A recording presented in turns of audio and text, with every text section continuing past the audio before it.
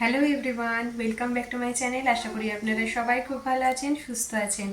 আর আজ হচ্ছে বুধবার, আর আজকে আমার হাজব্যান্ডের জন্মদিন। তো আজকে তো ছুটি পাইনি, ছুটি নেয়নি অ্যাকচুয়ালি।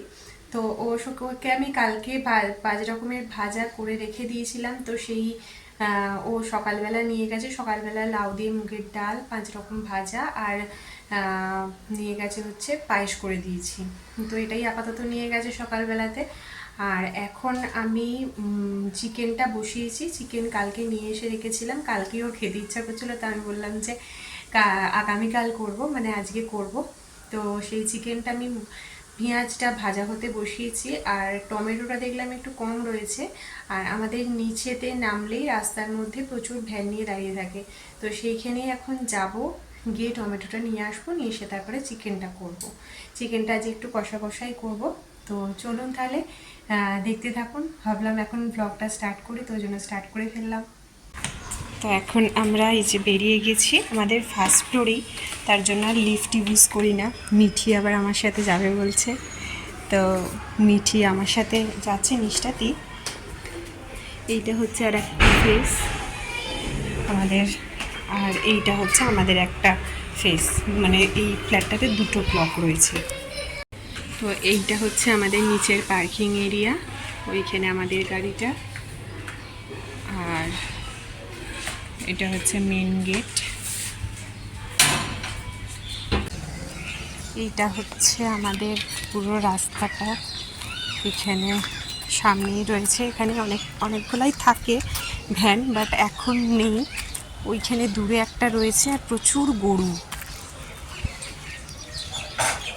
প্রচুর রোদ রয়েছে, মারাত্মক রোদ, প্রচণ্ড গরম।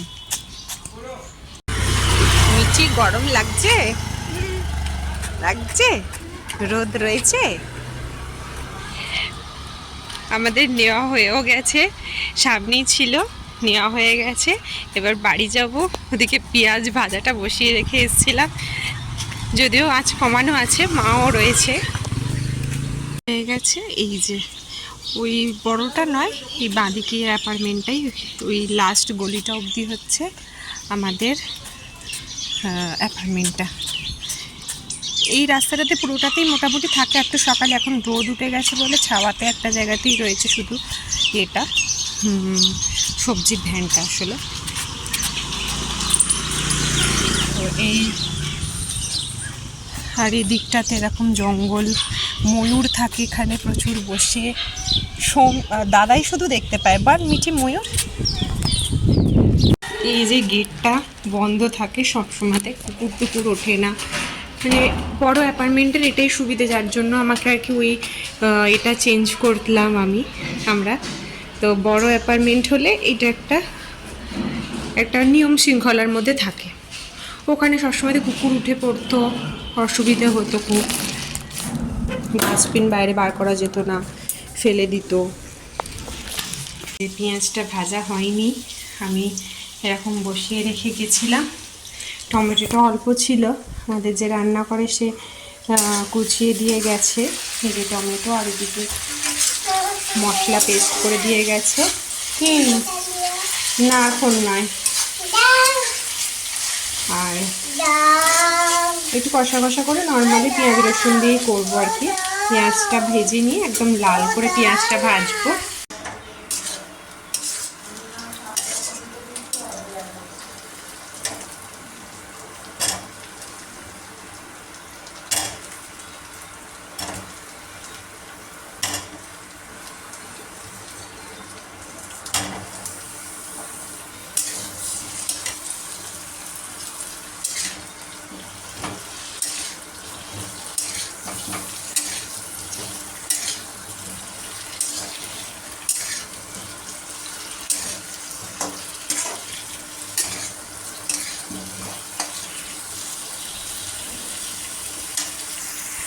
তো আলুগুলো আমার এখন ভাজা হয়ে গেছে, এবার আমি এর মধ্যে টমেটোটা দিয়ে দেবো। আর একটু টমেটো আমি দেবো, যেহেতু আমি দই ইউজ করিনি, দই নিয়ে আসিনি।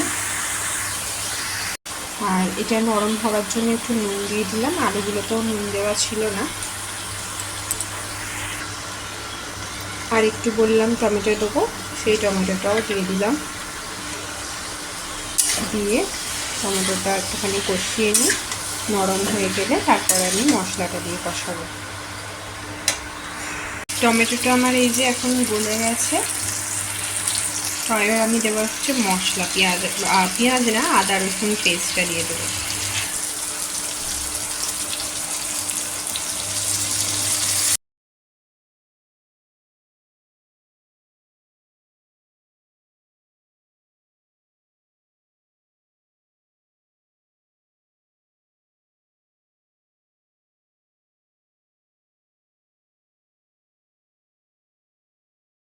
টমেটো আমার কষানো হয়ে গেছে।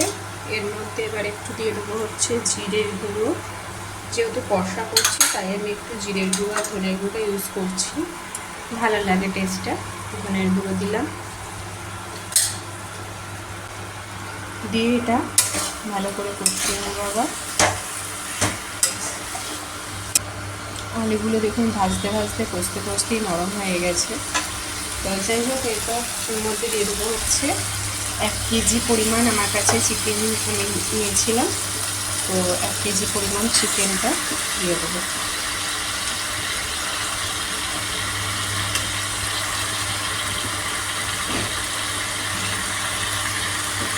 এখন চিকেনের মধ্যে নুনটা দেবো না, জলটা অলরেডি এমনি ছাড়বে, বেশি জল ছেড়ে দেবে, কষানো যাবে না। তো তার জন্য আগে একটুখানি ভালো করে কষিয়ে নিয়ে তারপরে নুন দেবে।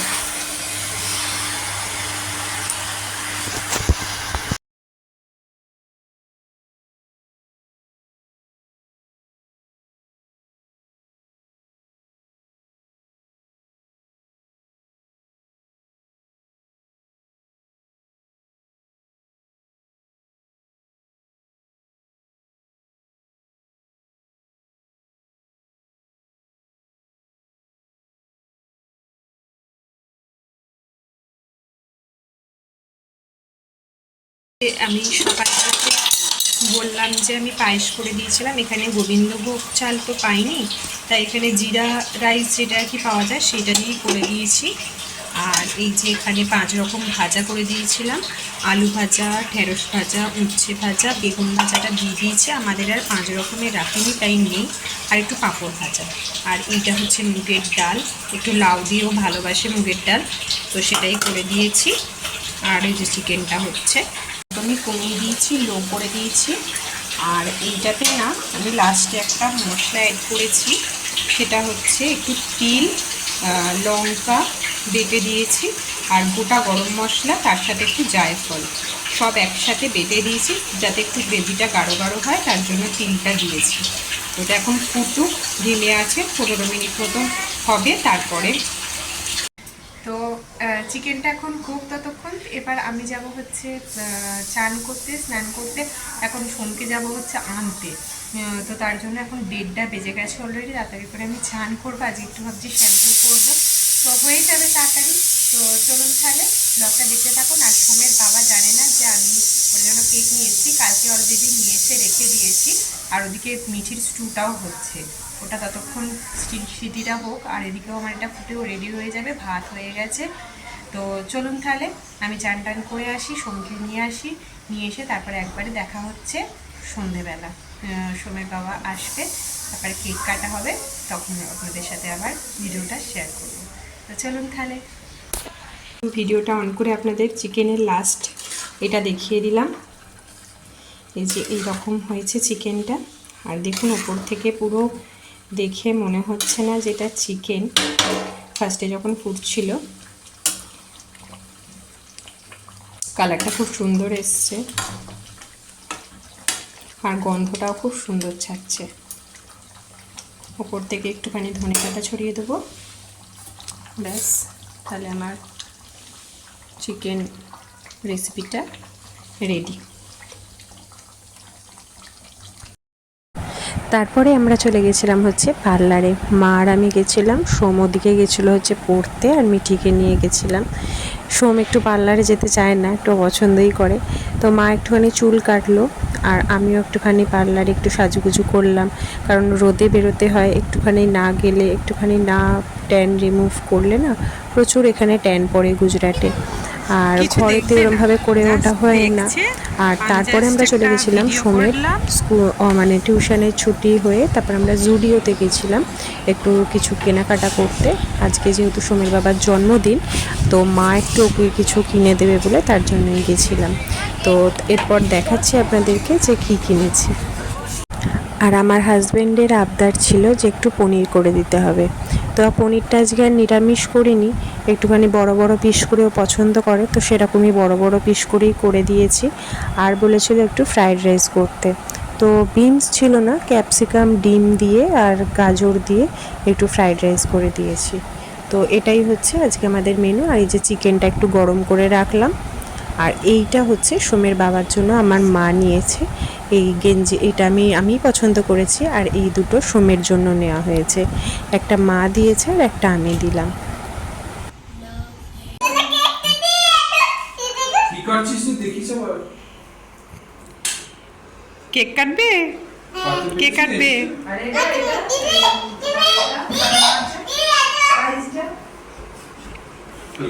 এই দাঁড়া দাঁড়া দাঁড়া দাঁড়া।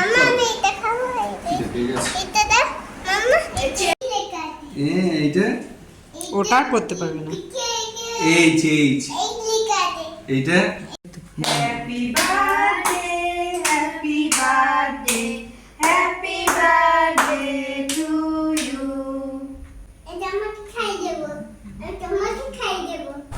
কেকটা কাটতে কাটতে মোটামুটি আমাদের 9:30 বেজে গেছিলো, কারণ ওই যে খাবার করেছিলাম সেই খাবার ওর বাবা আবার ওর একটা অফিস কলিগের কাছে দিতে গেছিলো, ওনার কৌটো ছিল আর কি। তো সেখানে কি দেবো, খালি কৌটো তো আমি দিই না, তো ওই জন্য আর কি দিতে গেছিলাম।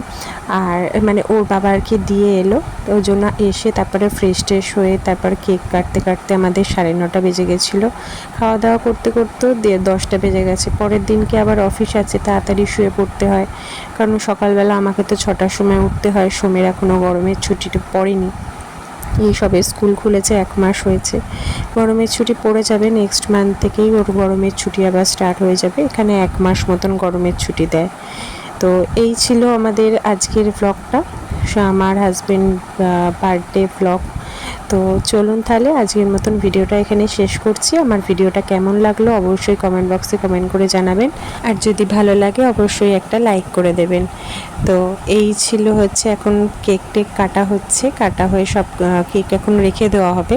এখন রাত্রিরে নাহলে ডিনারটা করা যাবে না, তো তার জন্য কেকটা অল্প করে একটুখানি খাওয়া দাওয়া হলো, হয়ে আমাদের নিজেদের মধ্যেই কাউকে আর কিছু বলিনি। এখানে পাশে সেরকমভাবে পরিচয় হয়েছে, সেইভাবে নেই। তো আর আগের বাড়িতেও যেখানে থাকতাম সেখানেও ওই আন্টিদের সেইভাবে মানে সোমের বাবা আর কি অতটা পছন্দ করে না, নিজেদের ঘরের মধ্যে ঘরের লোককে নিয়েই কেক কাটতে আর কি পছন্দ করে।